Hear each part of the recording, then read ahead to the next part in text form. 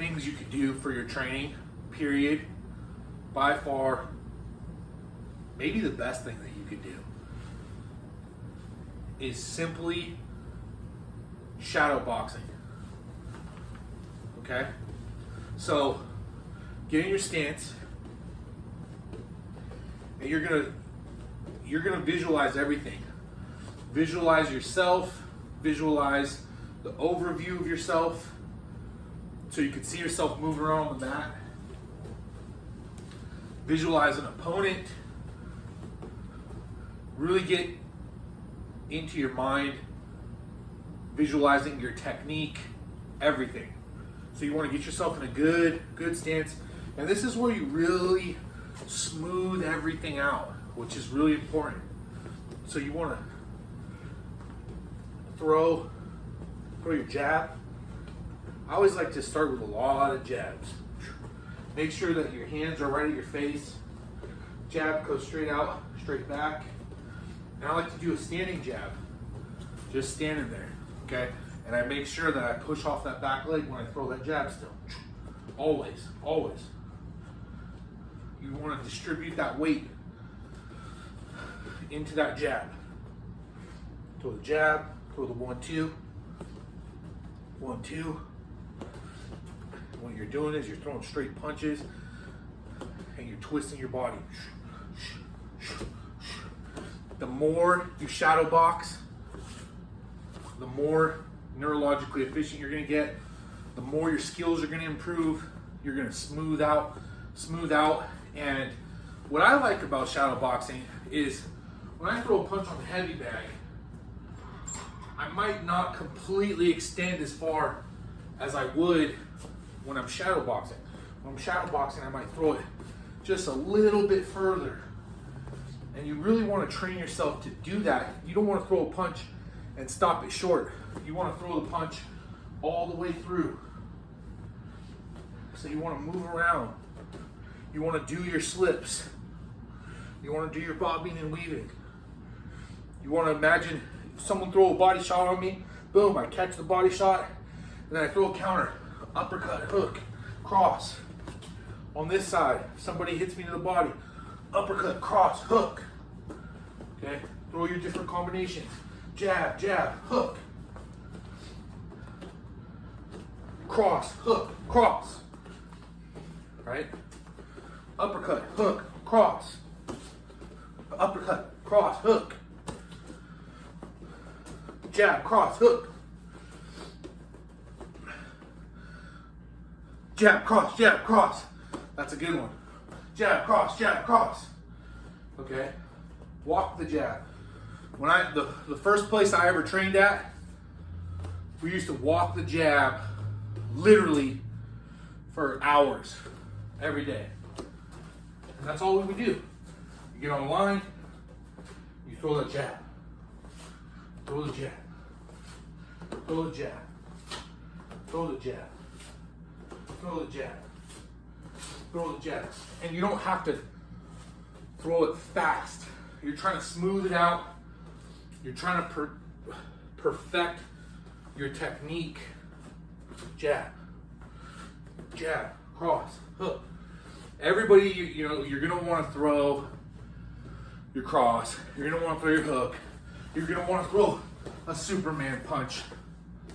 Everybody wants to do that. You want to do more. But what you're doing when you're training is you're chiseling away all the imperfections. So let's say we're a sculptor, we have this stone, we're gonna chisel away at the imperfections.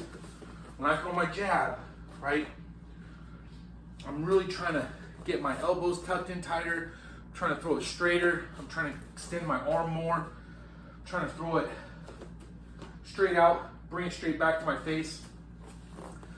Chiseling away the imperfections. You're not trying to do more. Like a lot of people are like, I want to throw. And there's all these flaws because they want to do more. They're overzealous. But you really want to make sure you're practicing throwing things without a lot of flaws.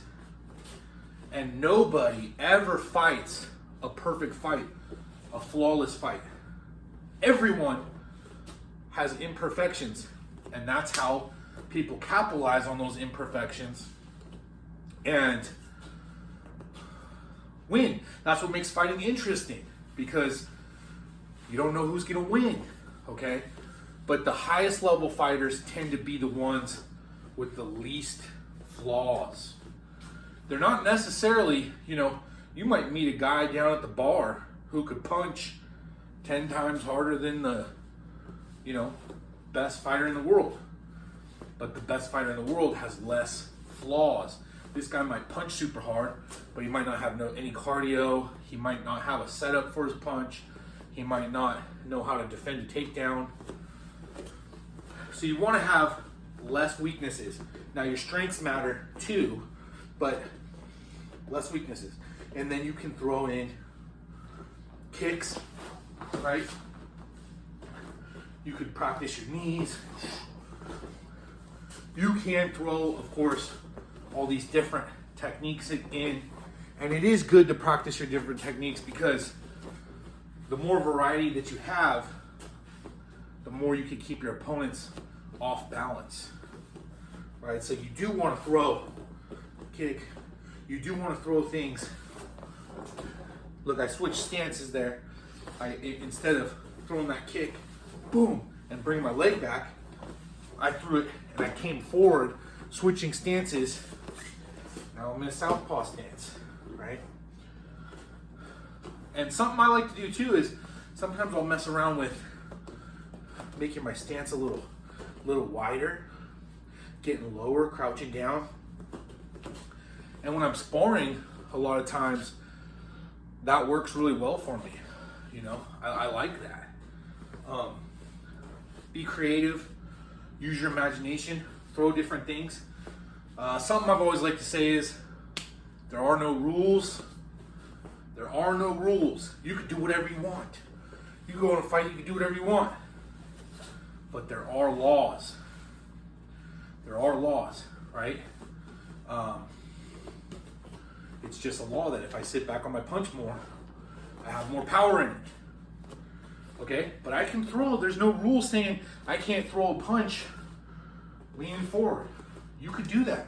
And it actually might work for you, There's guys that do things all wrong and somehow it works for them.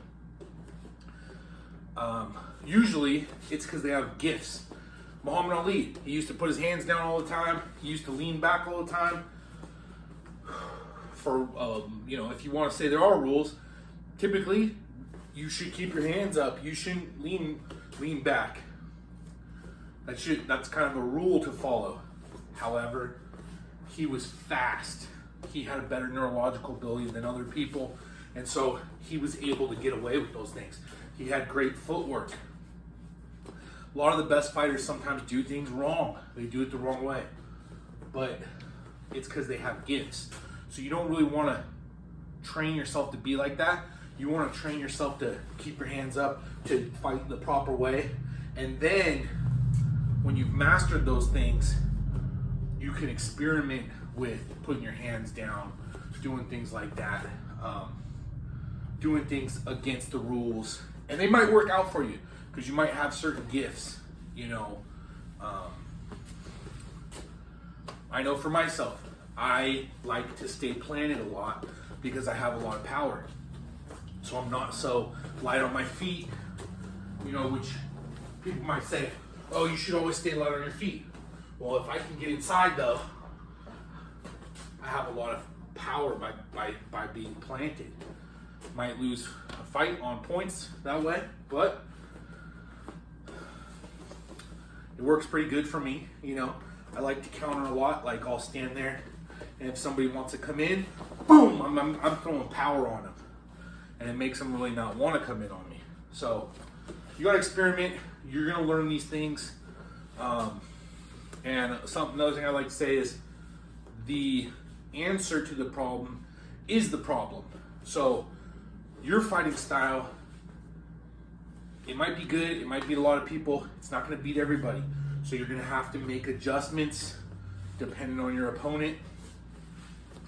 Another thing, I'm making a lot of these stand-up videos, throwing, striking.